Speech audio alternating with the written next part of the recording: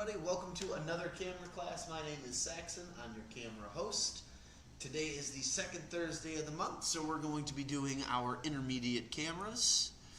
Let me get that pulled up. So, for anybody watching at home, anytime you guys have questions, feel free to use the chat feature that's available. If you have any questions while I'm talking, feel free to interrupt at any point. But today we're really trying to get past the intro class and get more into a manual control on our camera. Last week with the intro to cameras, we talked mainly about keeping the camera on automatic, letting the camera do most of the work for us, and really just trying to make sure we can understand how to, problem solve and how to feel comfortable with the camera, and to overall start to build that command so we can get a control over all of the manual processes and processes. So in today's class, what we're really focusing in on is how to use the manual control. We're going to be looking at the exposure triangle, so shutter, ISO, and f-stop, or aperture. From there, then, we'll talk about a few other features on the camera that you should know all about, like white balance control, focus parameters, white balance as a whole, and all sorts of other stuff. We'll also look at some images. We'll go over the exposure triangle by looking at those images, and then we'll open the floor up for any questions that you might have in the last 30 minutes or so. So without further ado, let's jump right into this. So why do we want to go advanced when it comes to point and shoot DSLR or mirrorless cameras? And the simple and short answer is we want total control over the camera. We should consider the camera to be a tool, like a hammer or a drill or a pen or pencil. The idea behind the camera is that it takes a beautiful photo, does a great job capturing the moment that we're in, but we want to make sure that as a photographer, as the person who's doing this, that we are the one who's controlling that from start to finish. Whether that be adjusting for more light, creating a faster shutter speed so we can capture a moving object, or making sure that we expose the photo properly to not allow it to be too dark or too bright. That's what we really want to get better at. And what I hope I can get you towards is the idea behind taking a photo versus a snapshot. I consider this to be a quick snapshot of an image. This is simply me taking my camera out by our escalator here in the store and taking a photo. Not setting any of my controls or focuses, not changing up the aperture or the speed, not reducing light, just straight out of the camera on an automatic setting.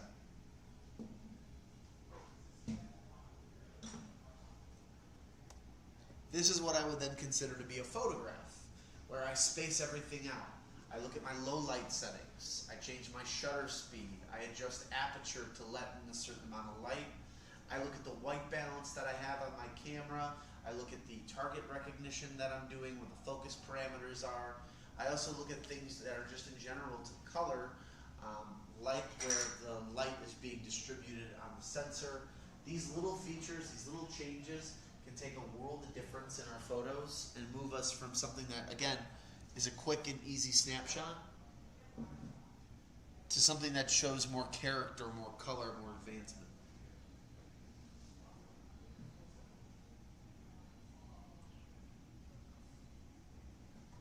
Again, the whole goal of this class meets last week's class. Welcome in. Really the big goal that we're trying to get after is taking our photos from a quick, easy shot from that was automatic and turning it into something more manual that has more focus and precision. Step one, which we talked about last week, is learning your camera. There are all sorts of ways for you to learn your model, and since I made this class almost 2 years ago, each one of these brands has 6 to 7 brand new models within their arsenal. They're constantly discontinuing models, bringing new stuff up, refining the technology, making it faster and better. So it's one thing to learn about all general camera knowledge. It's another thing to make sure that the model that you choose and you're comfortable with, you have a full technical understanding of that. It'll make life a lot easier when navigating buttons and finding out where things are. Instead of learning about all sorts of cameras, try to stress and learn just your camera.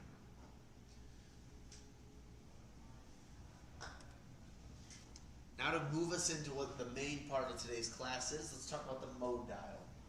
Last week I referred to this in our class as the gear shift of your car. This is what takes you from park, moves you into neutral, into drive, shifts you into 1 and 2, puts you into reverse. In the same way, this is what dictates how your camera is going to operate. Is it a manual style camera? Are you going to shoot automatic? Are you going to use the scene modes on the camera? What are you choosing to do? From last week, what I recommended is that we stick with automatic. Automatic is the base minimum for the camera. Automatic allows for the camera to use all the functions that it has available. Your main focus and goal is to take a pretty picture with inside the frame of the box. If you want to then get a little more technical, you want to change focus parameters, target recognition, white balance, maybe you want to start to play with exposure compensation or ISO, well then Program Auto exists for that reason. Program Auto is going to do everything automatic does for us manual or automatically, but now it's going to give us a little bit more artistic control over color, lighting, things that will necessarily benefit our photo if used in the proper way. From there, then, the main thing we're really going to be focusing in on and talking about today is our aperture priority, shutter priority, and full manual. Much like automatic, aperture priority and shutter priority have automatic features, but whichever priority mode we're on is what the camera is going to allow us to control and manipulate. So, and that's what we're going to talk about in the next slides. Aperture priority being first, then we'll talk about shutter, talk about ISO after that, and then how all three come together. Aperture priority, though, is controlling of the aperture. Hey, welcome in. Good to see you. That aperture priority is going to be our ability to take in light in the camera and give us more of a shallow or a more detailed foreground to background separation. And we'll talk a little bit more about that when we get there. Shutter priority is going to control the speed at which the shutter is opening and closing. The faster we have an object moving, the faster our shutter should go. So for movement, for speed, for capturing something in a still way, shutter priority is the way to go. If all of that makes sense, you fully mastered it, and you're ready to move on to the next kind of final step, that's the full manual control. That's you manipulating all of the camera's different settings, functions, and arrays of different abilities that it has to get the perfect image that you want. All together with those three things in mind. Hi there, welcome in. We call that the exposure triangle. The exposure triangle is what we're really focusing in on today. That's our ability to control the aperture, the shutter, and the ISO of the camera. A lot of textbooks that you might see out there will show it as a triangle. I like to show it in this kind of format. I feel like with a triangle, sometimes people think, well, if I go this way, down this way, and this way, it'll all make sense, where in reality, all three of these play off of each other, and that's when we put our camera into automatic. Our camera's doing all of this for us behind the scenes without us having to fiddle with it. By switching to either the priority modes or full manual, we take advantage of the camera as a tool, as something that we can manipulate to get the proper photo we want. So let's break down each one individually. And if at any point in time you got questions, feel free to interrupt. Anybody online, feel free to chat away. I'll read that out as long as it's appropriate. So let's start with aperture, or aperture priority mode. The aperture of the camera is dictated by the iris. There are metal lenses on the inside of your camera that will create a larger or smaller diameter for us to view through. At a higher number, we have a smaller hole that we're looking through, giving us a foreground and background together. It makes it almost flat, where you get to see both. Depending on the subject matter that you're trying to take photos of, that might not be necessary, and you might not want the background in there. You might want something sharper, more clearly defined on our subject matter, on our portrait, maybe on our pets, loved ones, whatever it is that you're taking photos. Then from there, we can lower our aperture. That'll actually make the diameter of what we're looking through, the iris of the camera, larger. And by doing that, it blurs the background out. So at f22, we have our foreground and our background. And we're not letting in a lot of light, but we're having both of those together on a flat surface. We start to lose the background as we lower the number, blurring it out and focusing in on our main target, which is the person waving. Where this can be useful is mainly within portrait photography. When you look at the dogs on the left-hand side, you can see clearly the dog's nose right here is visible and in full detail in the front. Our background dog is more blurred out. If we're to take that image and look at the chart, we're probably somewhere between F11 and maybe 5.6 at the lowest. Reason being is you can see clearly the stick figure in the foreground. You can tell it's a dog in the background of the photo, yet you're not getting the clear details of the dog. We don't know which direction its eyes are pointed. We can't really make out the full detail of the mouth. You can tell it's wearing a pink collar, but then you start to lose the brown and the black coloration that the dog has behind it because of how it's blurred out. On the flip side of that, with our squirrel, we can clearly see the squirrel in full definition, even a little bit of wood underneath the squirrel. So I think it's safe to say it's on some sort of tree branch, or it's in nature at least. The green behind it, though, is not detailed. You kind of see a wisp up here. Maybe it's an evergreen style tree of some kind. But the background is completely blurred out, and our main focus is the squirrel eating a berry or a nut there. If we were to then compare that backwards, now we're probably closer to that f1.4, maybe f4 at the highest. But somewhere between these four numbers is where we're sitting. Why would we want to do something like this when we could just get the background out? Well, it could be the fact that these images might be more interesting based on him having this type of skill set, or aperture, if you will. In this case, you have such a beautiful, clean definition of a nose for a dog. You have good hairline colors that are coming there. Whiskers are there. You can see the moisture. You know there's a dog in the background, but it's not necessarily affecting the photo. And then the same thing with the squirrel. The background could have been riddled with things that we didn't want to see or weren't interesting to the subject matter. This pudgy little squirrel eating a nut might have been more fascinating for that reason. So why blur the background out? Might be just for use cases like this. Now there is more technical terms for why we would blur the background out, and it's for deep and shallow, more light or less light.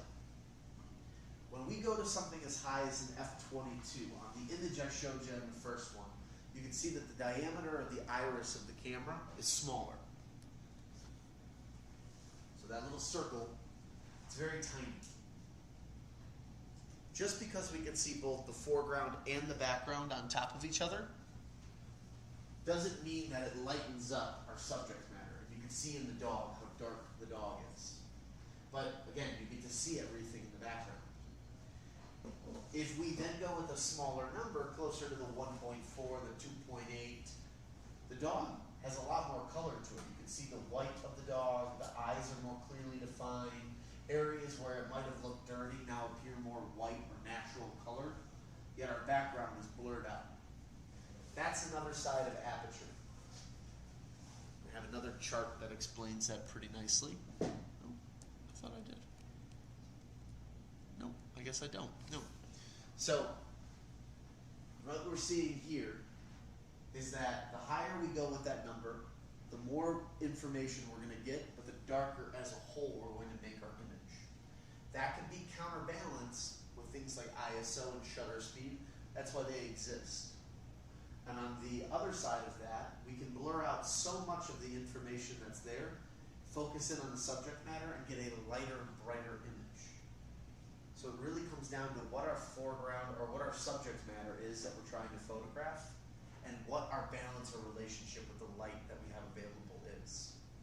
It's a very heavily forested area, not a lot of light is coming through, so you probably want to blur out a little bit more in order to get the proper information of the subject.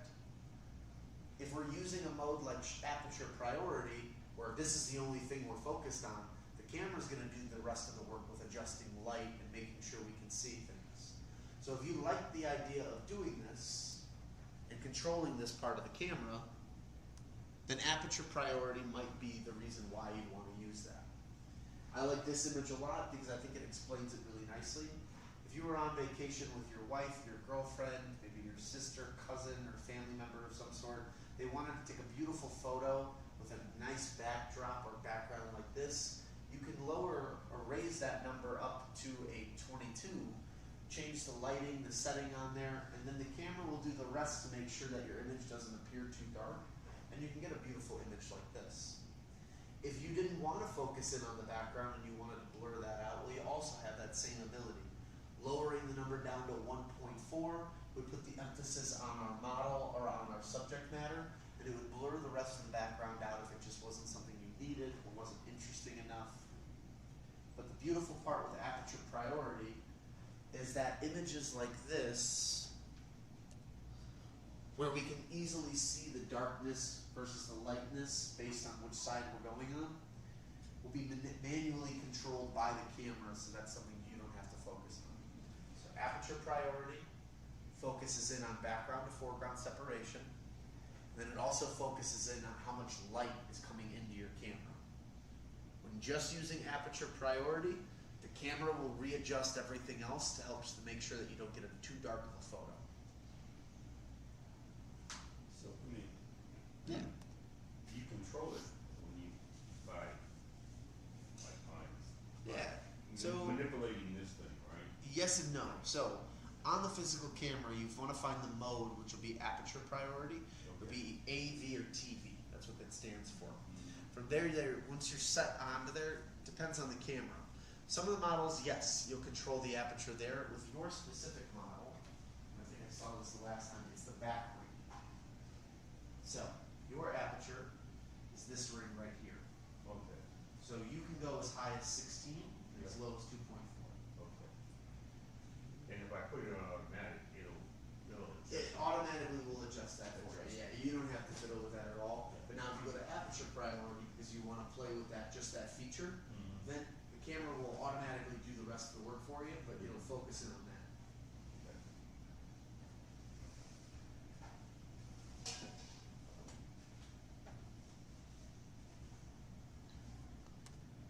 Shutter priority is next. Shutter speed, what does that stand for? Think about it this way. Anytime you're taking a photo in the world of fractions, which I'm not good at math, it's going to be one of a second, right? So 1/500 is 1/500th of a second, 1/250th of a second, 1 and 1/125th of a second, 1/60th, 1/30, 1/15, 1/8, so on and so forth. The higher the number, the faster your shutter is going. The smaller the number, the slower the shutter is going. Faster shutters will help capture objects in motion. If your kids have a baseball game, or you're going to watch the horses race, or you're doing something like NASCAR the other weekend with everything that was going downtown, that might be a great time to raise your shutter speed up to capture movement and to hopefully get a still image of something that's moving fast. If they're moving slow though, or they're not moving at all, slower shutter speeds are great. They'll help bring in more detail on the photo because your shutter's staying open for a longer period. But if they move even a little bit, you might get blur. And that's what these bottom ones are to represent. It's the same person running the same speed. However, the faster we try to capture them, the better luck we have with getting a still full frame. The slower we try to capture them, the more likely of a blurry shot we're going to get.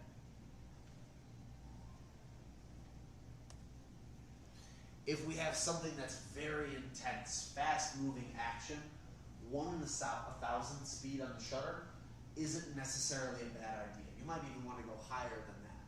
In the case of someone like this, when they're surfing, you only have a split second to capture that image. It would be probably beneficial to you if you're doing anything with water or whales or anything that's moving quickly, is to have a fast shutter speed with burst photography. That'll help at least ensure that you're getting some form of still image, even with fast moving things. With that being said though, getting a sense of motion comes from these types of photos. So don't be afraid of a little bit of blur. It will happen on the photos, it's natural. A lot of things you can't really change unless you were to get more technical with the computer and do image stacking and all sorts of other stuff that you as a photographer might have no interest in doing, especially as a beginning stage.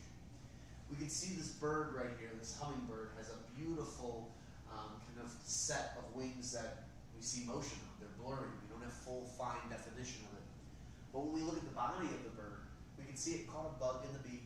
We can see the coloration of the bird as it goes from greenish, bluish, yellow, all the way into these umber browns and ochre. You get a lot of color that's coming from the bird's body, not so much from the wings because we have motion. So this is still a beautiful, well-executed photo. If you were to take a photo of this, I'm sure it would be impressive to your friends, to your family, but it would also be a fun one to have framed or as a wallpaper for your laptop, whatever it is you want to do with it. Don't be afraid of a little bit of blur. Nobody's going to really pay attention too hard to that, especially when you have this beautiful coloration on a bird like this. So again, the faster we do the shutter speed, the better chance we have to freezing an image that's moving fast. But even with a little bit of motion or blur on there, we can't be afraid of saying it's still a good image. That's not a low aperture setting, right? I'd probably say so. I mean, the background's pretty blurred out, so yeah. I mean, this is probably going to be where you're letting a lot of light in, you're capturing at a very fast speed. So low aperture, fast shutter to counterbalance the two. ISO is probably somewhere in the 3200 plus area as well, just to give more light saturation to the sensor. So while shutter priority also can capture fast-moving, quick objects, we can also use it for long exposure. Way back in the day, some cameras had a B on their dial. That stands for bulb. It would keep the camera open for a period of time that you got to choose. You'd click it again or set the timer, and it would close the shutters. In this case, you can just go into shutter priority and extend it for as long as you want. It'll then do the same trick. But for areas that we have a tripod or we have a base to set our camera on, it wouldn't hurt to let the camera stay open for a little bit of time, especially if they're moving in the same direction consistently or there's no movement at all. And the waterfall is a great example because the water's coming down in a pattern that's going to be basically the same thing over and over and over again. Where we see the blur is coming from that slight striations of water moving in those unpredictable patterns. But for the most part, we can see clearly all of the areas in the wisps that it's coming. It almost looks like silk or cotton rolling down because of how detailed and saturated that is. As well, too, if we look at the greens and the dark colors, you can really see the different amounts of gradation between the green itself. You got some dead plants over here, really dark green moss, but that difference in color between the rocks and that only can come because the camera's sensor was open for such a long period of time, giving you all of this information towards your camera. This could have been open for 5 to 10 seconds. This could have been open for 3 seconds. That little bit of difference is going to make a huge amount of color change that for most people would only be achievable if you edit your photos after the fact. So if you can go into your shutter priority, you can set it to be very fast to get the hummingbird. But you can also slow it down in order to bring more definition and detail into your photos. And that's with long exposure. To give a little bit more information so we're on the same page.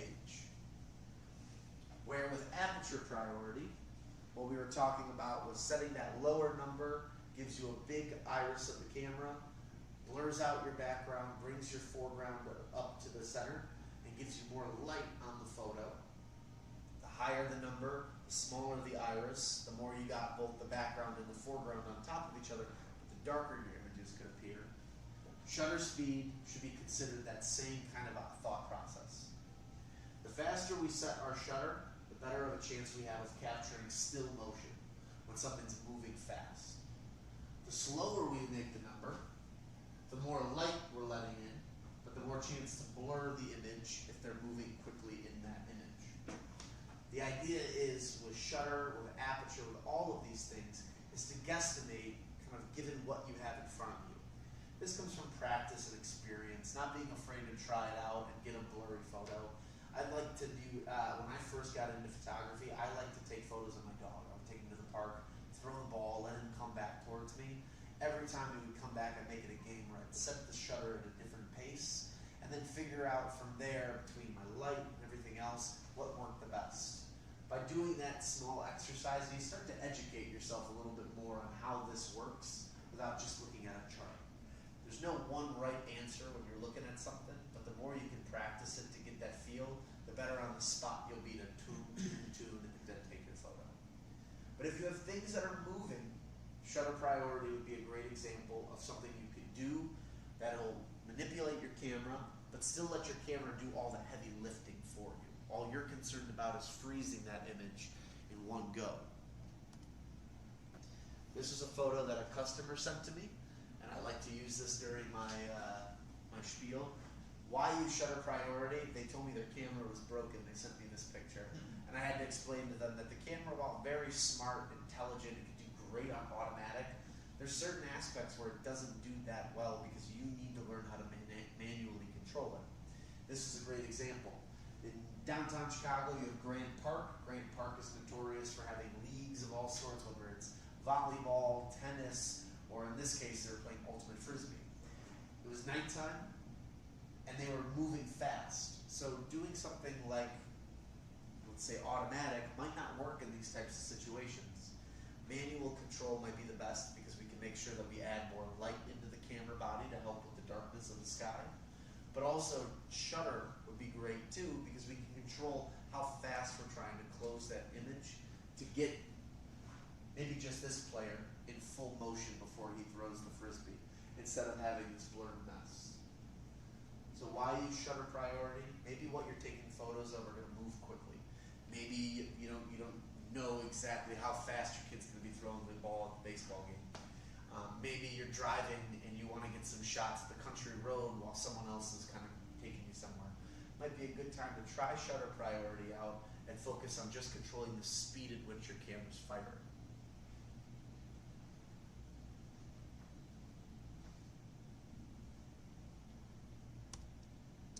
Next thing we'll look at is ISO. If anybody out here is shot with film, you might be somewhat familiar with what this is. Sense of motion is part of the shutter speed is what you're saying. Yes, KG, to answer your question, that is exactly what I'm saying. To get a sense of motion from when you're shooting on your camera, shutter speed or shutter priority is a great way of doing that. Shutter priority kind of dictates how much light is coming in, but really what it's dictating is your ability to capture a moving object. And with doing that, you might get a little bit of blur that comes from that, but it gives a sense of motion from there. So it's not really detracting from your image. And if you can learn to manipulate the shutter speed in a way, it should be every time you take a photo, if you're doing burst photography, you can get a little bit of that blur, which will help with sense of motion. So yes, sense of motion is a part of the shutter speed. With ISO, what we're thinking about with this is the numbers, right? Our camera has a digital sensor on the inside of it. That digital sensor can become more or less sensitive towards light the way we change the numbers on it. If you were someone who bought film before, you'll remember Kodak 100 or Kodak 200, whatever that number might have been. That was your indication of how sensitive towards light your film was going to be. 100, 200 were kind of standard. If you remember 800, they tell you don't walk through metal detectors with it because it would go off because of how sensitive it was. Well, think about it this way now. Your camera, your new digital camera, has the same ability to do this like your film did, except now you can manipulate that number at any point in time. You could take 36 pictures of the same thing or 32 pictures, the same amount as in a roll of film, but you can have a different ISO number for each photo. What that basically means is that depending on how much light you see in front of you when you're taking your photo, you can change that number to make it more sensitive towards the light. It'll draw more light in. When you're shooting on things like aperture priority or shutter priority, you can set it so ISO is automatic, where it does these changes for you. You don't have to think about it. Your cameras are highly intelligent, so it can recognize when a situation is low lit and change this number to match whatever it is you're trying to do. In the sense though, at 100 you can see how dark and gloomy the image is, but at 800 we get more of that cotton candy sky. We can see a beautiful reflection in the water. You can really make out the difference between the beach and the water and where they meet. as well too as that nice kind of dramatic shadow that goes underneath. I'd say the 400, or sorry, the 800 or the 200 are my two personal favorites out of this bunch. With film, I used to think of a higher ISO having more graininess. Is that? It can, and that's the other part of it too, because depending on the situation that you're in, I have one more to show off kind of how ISO would work. But in that same boat, yes, ISO and noise or the graininess is a big part of it. Now that was more in the film days because you're taking pictures in the same environment with this, or maybe different environment with the same film, so it automatically would react a certain kind of sour type of way with too much light, too much exposure. Even with flash photography, same kind of idea. In that same sense though, yes, if you turn your photo up too high, I would say more DSLR bodies, not mirrorless as much, will give you noise. The new mirrorless technology, it's pretty incredible what it can do. I wouldn't focus too much on noise. The photo will just look washed out. It'll look too white, too bright, as if you took a flash and put it in the film, or right in front of the camera before shooting. But yes, long story short, making sure that you set your ISO appropriately for the light and the exposure that's in your surroundings when you're shooting will help. Now, is it necessarily going to look as dramatic as the 3200 side on the right? Probably not. But will it look washed out, burnt, maybe too yellowy or too white? Absolutely. But again, that's the nice part with ISO, is that you can manipulate and change that based on your settings. And if you're shooting things with a high shutter priority, or with a high aperture number like a 22, you might need to jack your ISO up to help work with the speed, work with the details that you have. In that same boat though, and I really do strongly recommend auto ISO. There are plenty of moments where I'll be indoor shooting or I'll be doing event photography and I'm in the same constant room, so I can set my ISO to 800, 1600, 3200 if it's really that dark, and even higher with the new mirrorless. But in the camera settings, you should be able to set your ISO to automatic. I strongly recommend leaving it set to that. Let the camera dictate how much light's there. These sensors are very advanced nowadays. They do a great job of reading that. I did have one mother who came in she was becoming a professional photographer. She was fantastic. This is her biggest gripe. She didn't like using auto ISO, but she asked what was my recommendation on when to specifically use it. And one of the use case scenarios we came up with was for her oldest son. She was going to for prom, for the dances, and they were going to take photos of the kids outside at this really nice kind of waterfall setting, but then indoors at someone's house. So I recommended auto ISO for that situation because you're going to be bouncing in between two different locations. So having the camera to just automatically adjust based on where you're at was probably a better idea than having to sit there and constantly change, missing shots, trying to get the kids out at a reasonable time, etc. So think about it when you're shooting. You don't have to use auto ISO, but it isn't a bad idea necessarily to use it. It lets your camera do all of the main kind of light adjustments there, and what you're doing is controlling the shutter and the aperture, which I think are the two most important parts of the manual process.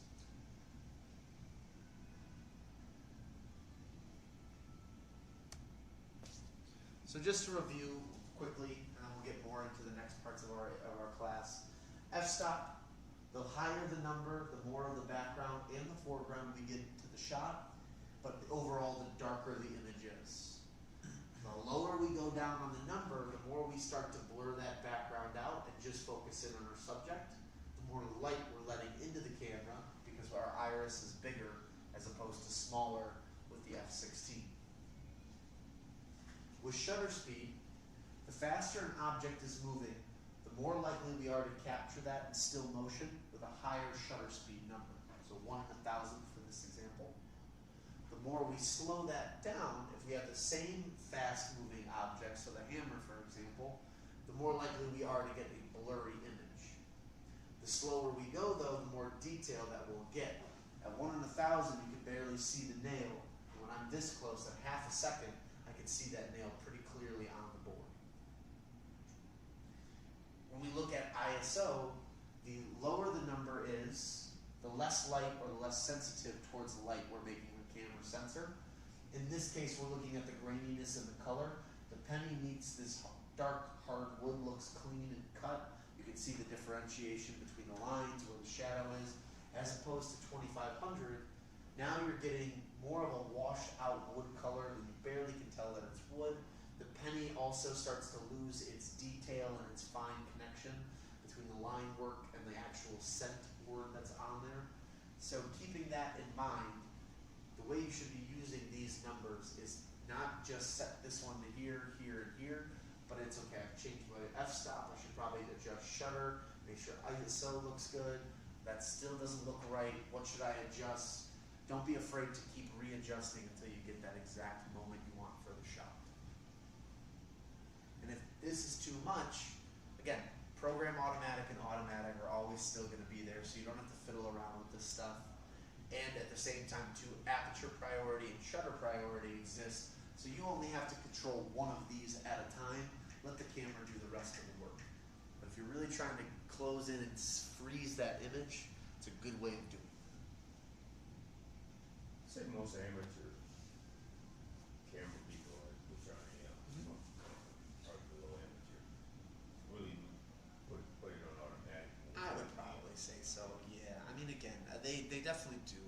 I would say, though, like, you get your hobbyists and you get the people who are just a little bit above that amateur level, they will use one of the priority settings, because again, it's one thing that you're controlling now, and it might make the difference of you, especially because you're on the cruise. If like you see that whale that's jumping and you want to get that shutter priority, probably is going to be better than using aperture. Yeah. And shutter priority by itself is probably better than just using automatic, Right. because you're at least most likely guaranteeing. It's moving. Exactly. You're guaranteeing that you're going to slow down motion and get the image you want. Camera's still going to do everything automatically for you, but at least it makes you feel, in my opinion, more like a photographer too, because now you're really taking advantage of all those extra bells and whistles on your camera. KG, what was the top row of the F? So F16, that top, we call it aperture or f-stop. So control of the aperture or the f-stop is what that first row was. And again, that was to control your background to foreground separation, as well too as how much light you're letting in through the size of the iris. And that's what that F number means. The smaller the number at f1.4, the more of the background you're blurring out, but the bigger the iris is as a whole. The higher the number at f16, the smaller the iris is, but the more of the background and foreground you're keeping connected and flat.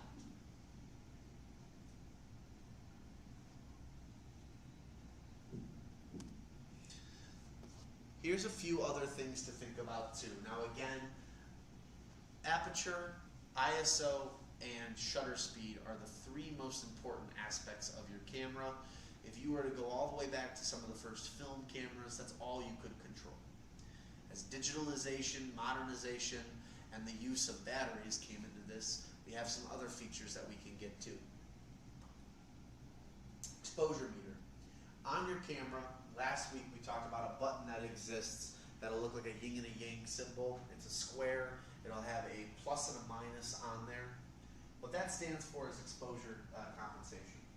If you've set your ISO, your aperture, and your shutter to all numbers that you feel is adequate for the scenario you're in, but it still feels a little bit light or dark, this will raise or lower the exposure, bringing in more lightness or darkness as a whole to the image. It's not really changing ISO, but it's changing the way that the camera expresses that exposure. So if you see a plus, that's going to raise the exposure, making more parts of your photo bright. And if you see negative or minus, that's going to make your photos darker. Next week when we talk about photo editing, I have a couple slides that will look very similar to this, where we'll talk a little bit about how you can see the difference between exposure.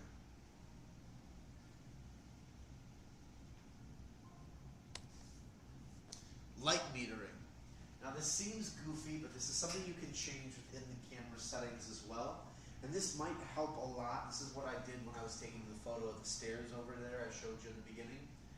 But light metering basically takes the light that the camera sees as a whole, and then it dictates what part of the sensor it wants to pull that light from. This can give you more dramaticism on your photo.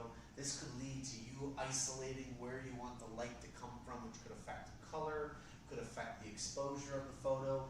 It could really elevate to the next steps if done properly, but it also could just add a little bit of flair to your photo that you would only be able to get if you were to edit. For the most part, you're going to see that top line either matrix, multi, evaluative, multiple, or multi-segment, and that looks at light from different points of the sensor. That's kind of like your whole sensor vibe. Center though, center weighted, average, those are going to take light from the middle and then what's radiating from it. Think about like a candle. There's the initial part where the film is, or where the camera, or sorry, where the flame on the candle is, and then there's the light that kind of radiates off of it. And you'll see that when you take a photo of it, or if you're in the dark and you got a candle going on the one side, you see the center light and then kind of that extra bit of light that radiates from it. That's where that center weight is going. Spot is only taking light from the center portion of the sensor, and typically they show it right off the bat with a little center point. And then some brands have extra ones on there. Sony, for example, being one of the cutting edge for the mirrorless technology, has the entire average, which is very similar to multi. I think the only difference is that it's an average number. It's not just taking it, it's looking at the whole sensor, how much light is there, and then giving an average number for it, whereas multi is taken from everything. Doesn't matter what the average is. Excuse me, you mentioned about the mirrorless. What does it mean? So mirrorless and DSLR, we talked about it last week. The DSLR cameras are the older models of cameras. They're slowly but surely being discontinued for the most part. And then there's mirrorless, the new technology.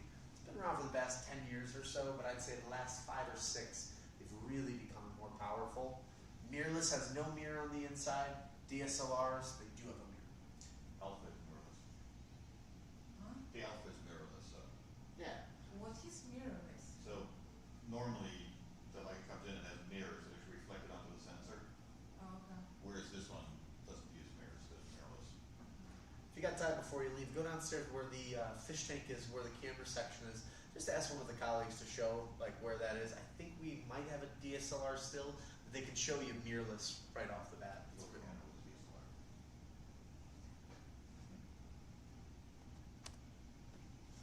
Now this gets more complicated, and I don't expect everyone to change this, but this is something I think that's important to photography that could really boost your photo, make it look prettier, if you can understand white balance. I, for the most part, will say auto white balance is going to be just fine. Don't worry too much about it or think. But light is measured on a spectrum or a scale that goes from cold to warm, dead to alive is the other way to look at it. When you get into the higher number Kelvin, so like 8,000, you're getting shade. It's more of a blue, purplish tone. When you get into the lower numbers, you're getting those sodium vapor, you're getting incandescent, you're getting brighter colors.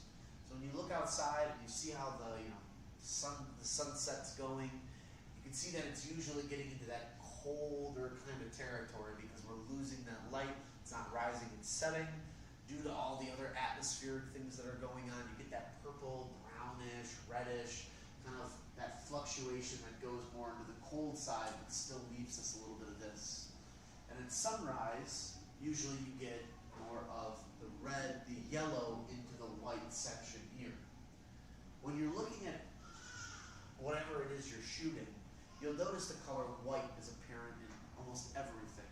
So with that being said, white gets affected by light based on its Kelvin scale. And so we can play with color temperature within the camera to help boost our photo. The nice thing though too is that even with these white balances, if you're someone who's interested in editing your photos later on, a lot of this stuff can be accessed and played with on a Photoshop or a Lightroom. So again, if you're trying to be someone who's effective at getting 80% of the shot out of the camera, these are great things to play with. And if you're someone who kind of wants to edit and play with things, you can take a photo just as regular as today or any day, and then play with it after the fact. That's the beauty of the digital kind of world that we have.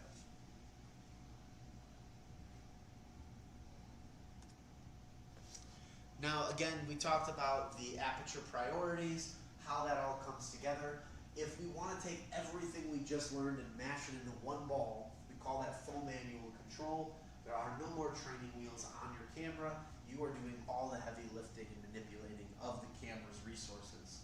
This is the best way to get the most true, unadulterated photo that you could think of. This is the way to get the most detail out of your images, to capture the finer, smaller moments.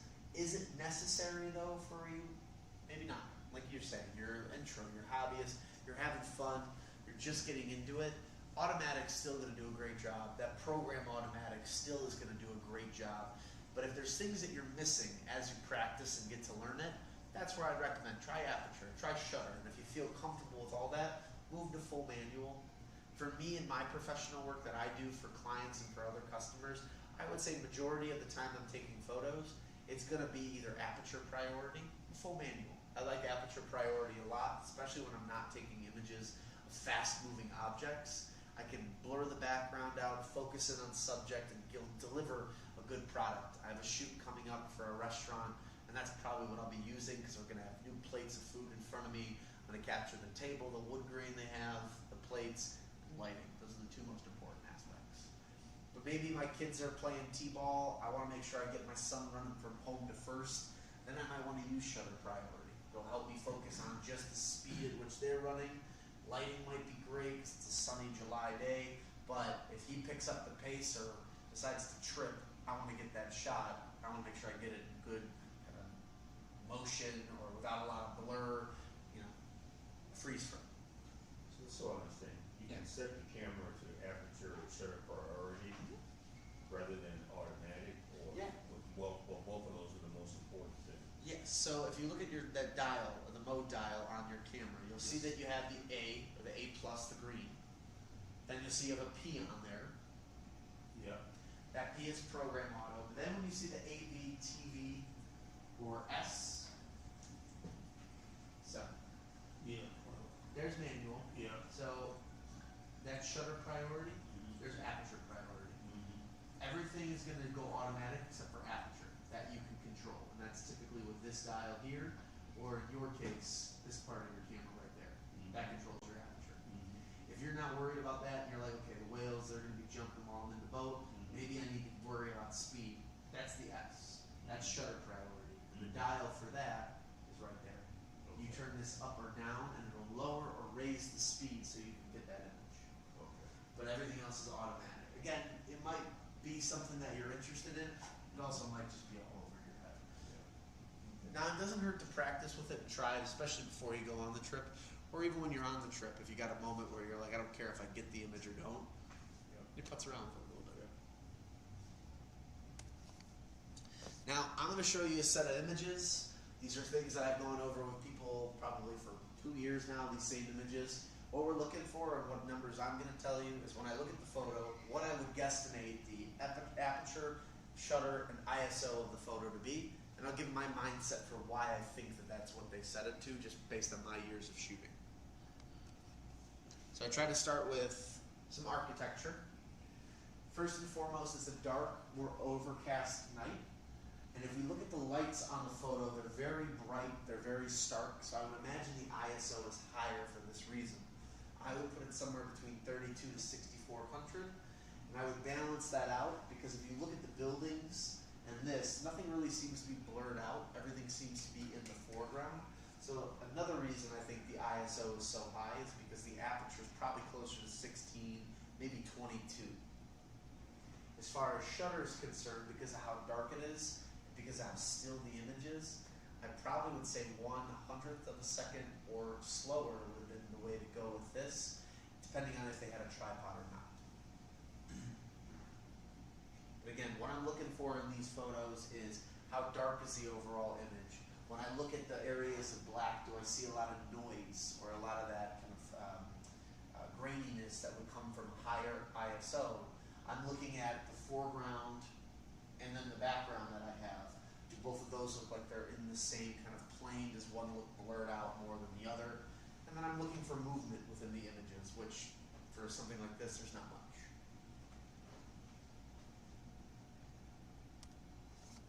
Here we have the cherry blossoms. So you've got cherry blossoms in the foreground and what appears to be cherry blossoms in the background, yet that's very much blurred out. So we're probably closer to a 1.4 to let's say a 4 at the highest. background's blurred out, but we can tell that those are more cherry blossoms from before. Beautiful sunlight, we've got good shadow that's coming on some of this stuff, so we can tell that the sun is probably directly overhead on this. I would say ISO is no higher than 200-300 at most, just given how much light is there. And shutter speed, unless these things are violently blowing in the wind, I would put this at 1/250th of a second or slower.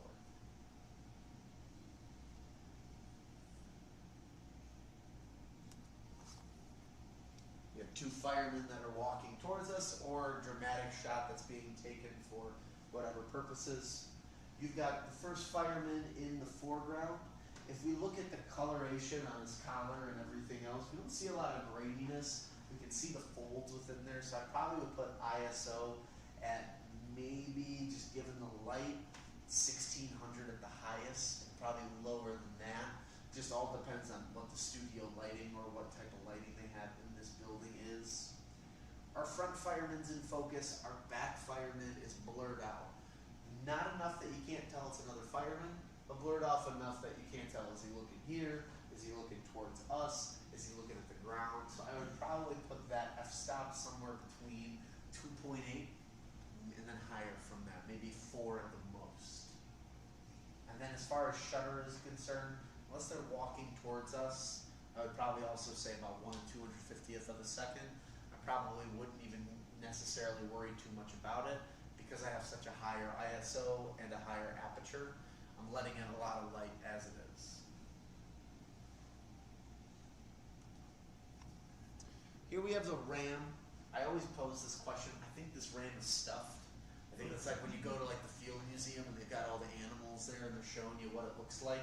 I've heard these things will run at you and headbutt you. And so the fact that this thing is like so still with the detail on it is insane. So again, if I'm looking at aperture first, I'm gonna put this probably closer to a 1.4, 1.8, all the way up to about 4-ish. Because you can tell that there's some snow. This probably is like tree branches and bark, but again, it's blurred out enough that I can't make out the finer details. There's a lot of emphasis on the animal, and we can see that within the horns, we can see that within the fur, and even the darkest points on the fur don't have any graininess or texture to it. So ISO probably, it doesn't have to be too high on this one, maybe 400 to 600 would let in a lot of good light, especially if it's light that's coming from above. Feels like a very cold light to begin with too. And then as far as shutter speed goes, that's where I question this. I think it's a slower shutter, and therefore this is probably a taxidermy stuffed animal. However though, if it's a moving animal, then the shutter speed probably is going to be a little bit closer to, I'd say, at minimum, 1/250th of a second, could go all the way up to 1/800th or 1/1000th of a second, depending on all the other parameters. But yeah, I still think that's stuff. But it's a good looking image. Now we got some speed, some movement. So right off the bat, 1/1000th of a second on shutter, without a doubt. And this is most likely done with burst photography. I talked about it last week, but there's that button on your camera that can control you. It's your, oh man, what is it? I always forget what the button's called. But it controls both your burst photography ability or your timer. So it's a stack of squares on the symbol next to like a little clock. I'm going to assume that this is a burst photography shot, meaning that they hit the timer, or not the timer, but they hit the trigger, and it would take 10 frames a second. One of those pictures is going to look perfect and give us a still motion of the dog in flight, whereas the other ones will show blur or movement to it. So 1/1000th of a second for sure, and I believe that it's going to be a burst photography shot. Both of the backgrounds are completely blurred out, which would lead me to believe 1.4, 1.2, and you can tell back there with the little shine that's coming up, those are cars for sure. So this is some sort of park that they're at with it. You can see that there's definitely trees and foliage behind it. However, it's not clear as day for you to tell what trees and foliage or what types of cars are there. The main focus is the airborne dog. We got good lighting. You can see that sun is coming from the top, and you've got drop shadow here and drop shadow here. So I would probably put the ISO at, again, maybe 400 at max, 600 if you're pushing it, just to make up for the shutter speed. Really, I think what we're getting here is fast shutter, wide open aperture, and then it's going to be an ISO that helps not wash the image out, but keeps that color and that saturation. Especially when you look at the orange frisbee, and you can really see the sharpness between the color on this dog's fur and this dog's fur. You can see the teeth. Yeah, exactly. Exactly. That's pretty apt. This is the last one I have for it. But you've got, again, action, sports, movement. So in this case, again, probably 1 in 1,000th of a shutter speed or higher. I'd even put this faster. I mean, you've seen football games. Think about how fast these guys run into the end zone to score. So he evaded 2 tacklers while doing that. 1 guy's on the ground. You can see the turf beads as they're kicking up too, and they're pretty clear as day. However, the background's not fully blurred out, but blurred out enough. You can tell that's a 6 or an 8 on this guy's jersey, and you can tell that that's a guy on the floor and his arms are curled up into him. So overall, 1 in 1,000th or higher on the shutter. The aperture is probably going to be closer to 2.8, maybe 2 at the lowest, but probably up to about a 4, I'd say at the highest. And the ISO, again, given how nice the light looks, you can see the drop down shadow. To make up for that speed at which this guy's running in, to make up for the speed at which we're shooting the shutter, it's probably somewhere around 400, I'd say 1600 at the highest. Again, all dependent on how fast that shutter is going. You ever hear these guys at football games, hear that? These guys are using their camera's battery up so fast with those shots. And again, this is something I can't stress enough. Learning your camera is only the start. I'm here to talk your ear off, teach you things you want to know about it. But the best thing to do is to go out and practice with it. You can always learn how to use your camera. Anyone can learn how to use it, but it's a difference when you're actually putting it into practice. When you're sitting there and deciding what shutter speed you're going to use because you just see the butterfly take off and now it's moving faster than it did before. Or maybe you're watching your grandkids run around and you want to get a nice frozen shot of baby's first steps. Again, it's learning how to adjust the camera so that way you don't miss moments like that. And if you're worried about it, stick with automatic, stick with the basics. My personal best practices or best accessories that you can do without spending money and buying more equipment. Practice any chance you get.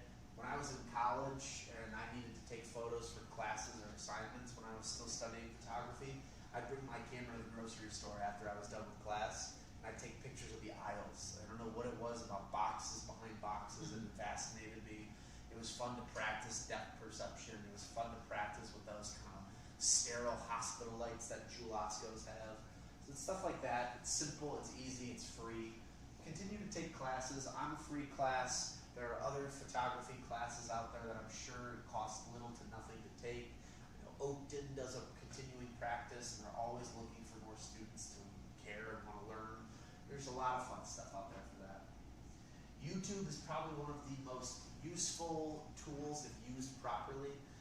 I redid my entire bathroom. I learned plumbing and electric all through YouTube in the house. Still standing, knock on wood.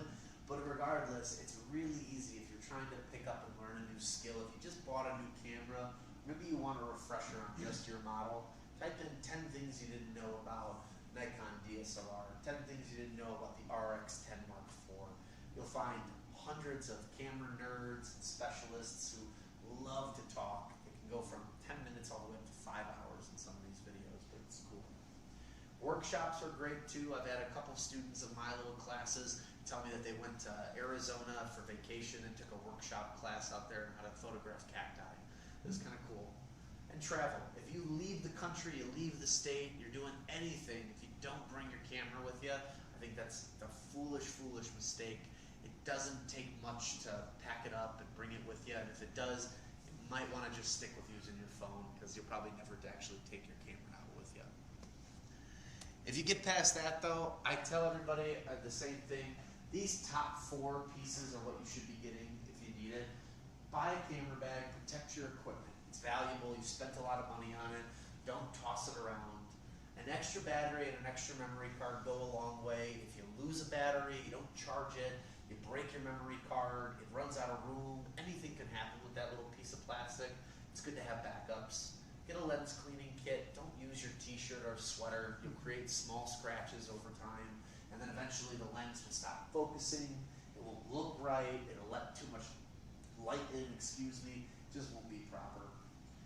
A camera strap is a great tool to have. I personally have a padded strap, and mine has a quick release on there, so I can go from shooting my camera in my hands to then locking it back onto place on my neck.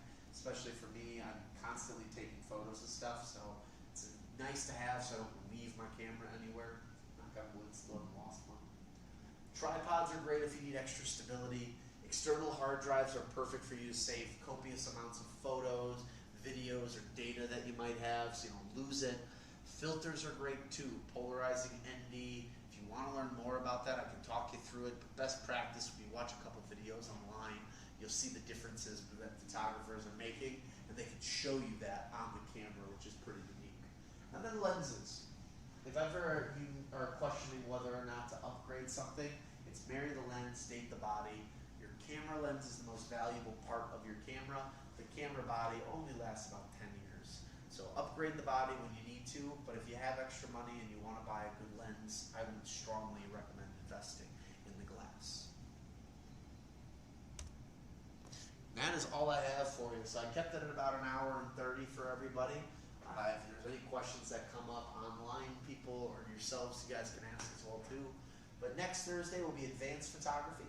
We're going to get into photo editing and then tips at taking good photos, both landscape and more portrait slash subject matter.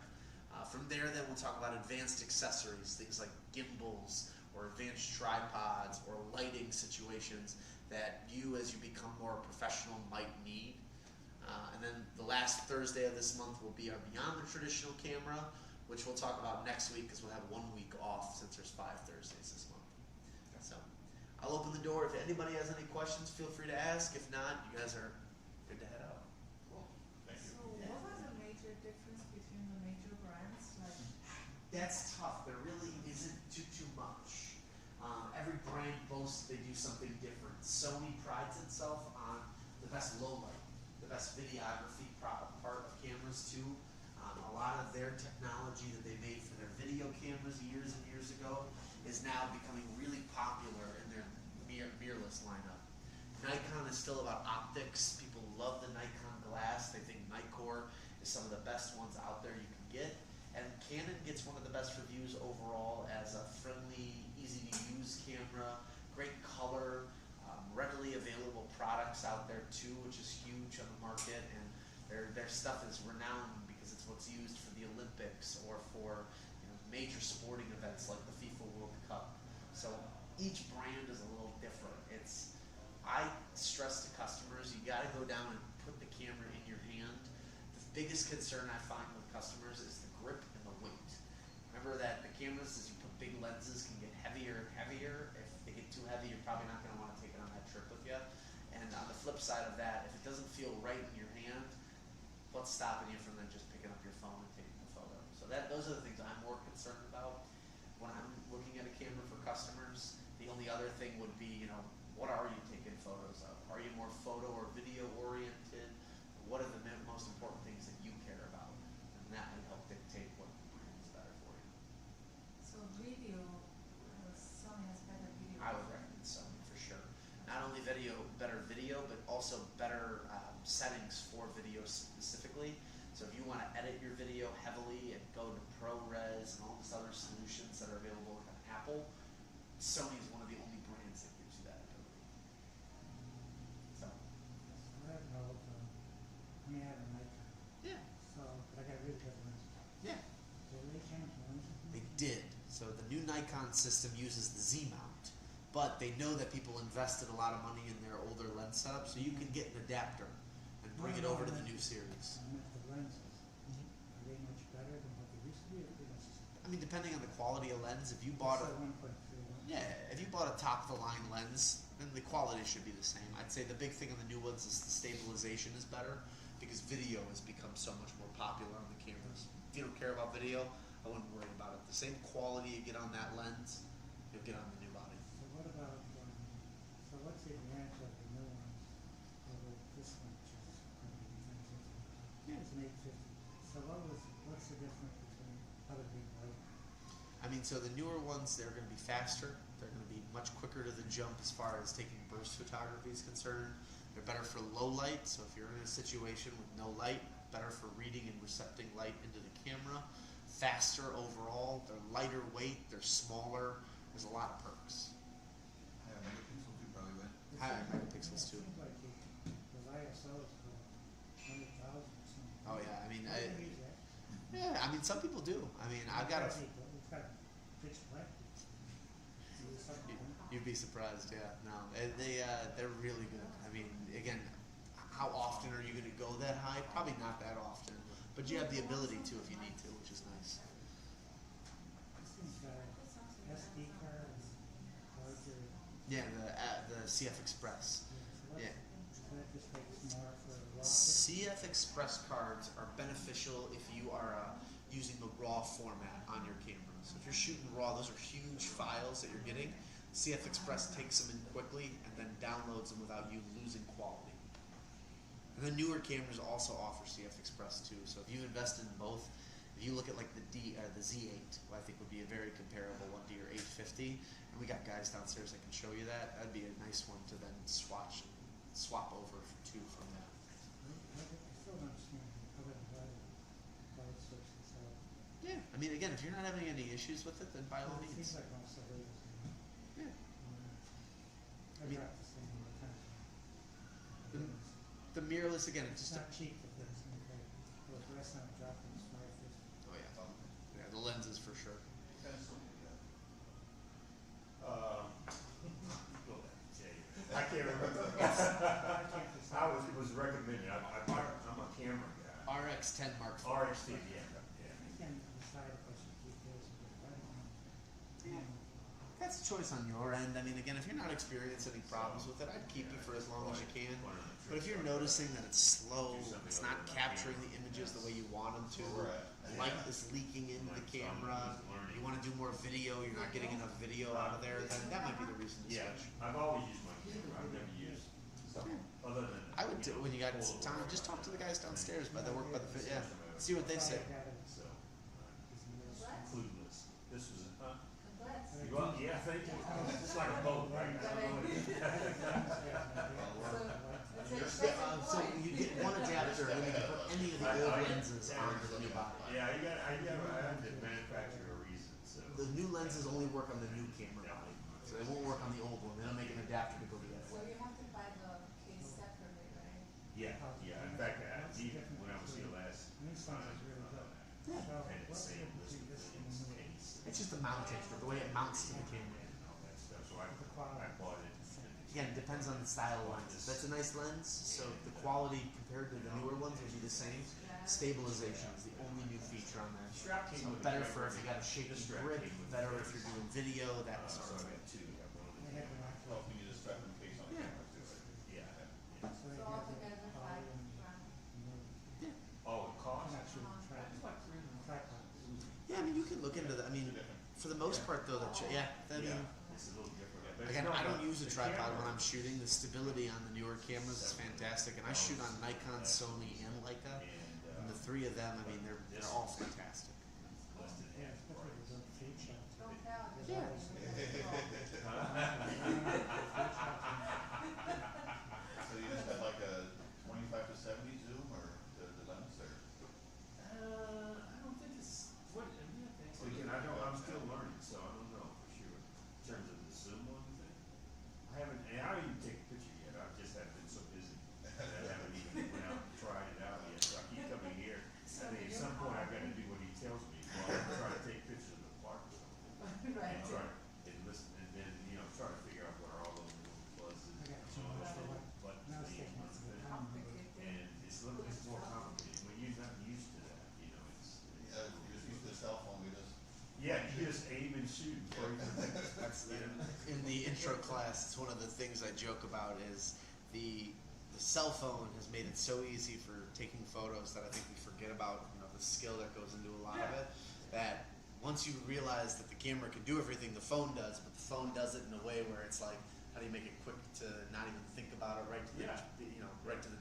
We call it McDonald's of cameras. There you go.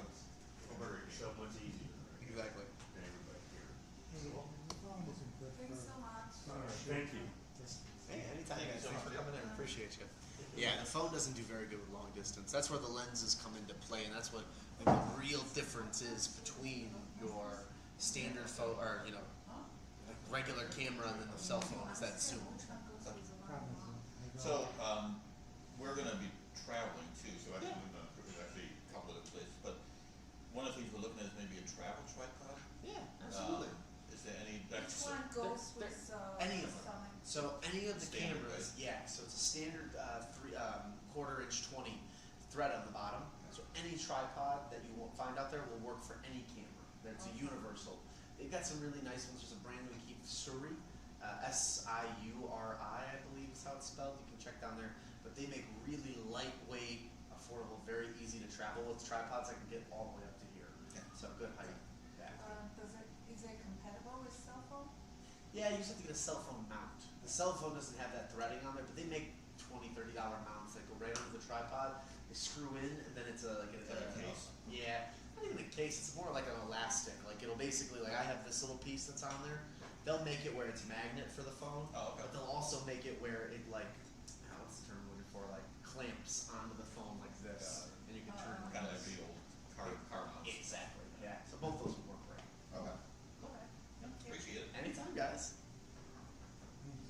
Yeah, of course. Thanks for coming in. Appreciate having you. Doesn't look like anybody on the line has any more questions for me, so I'll cut it early there. Guys, thanks for joining. Thanks for coming out. My name's Saxon. I teach the camera classes here every Thursday from 5:30 to 7 during the week. This week was our intermediate camera class, so next week will be advanced. So just so everybody's on the same page, next week is July 17th. That'll be our advanced photography. July 24th, we won't have any class, and then July 31st, we'll have our beyond the traditional cameras. So because there's 5 Thursdays this month, we only teach on 4. So, guys, have a great rest of your day. Have a great weekend. As always, keep shooting, keep